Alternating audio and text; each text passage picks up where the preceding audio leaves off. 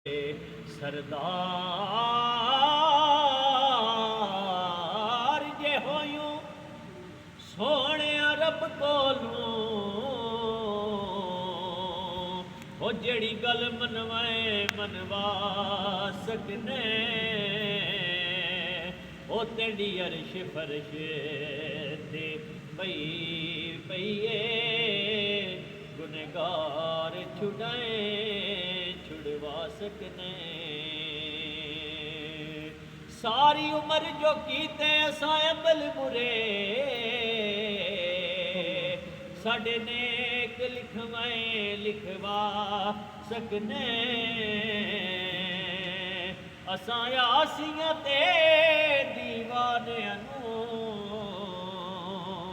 जदों चाहे कोल बुला सकने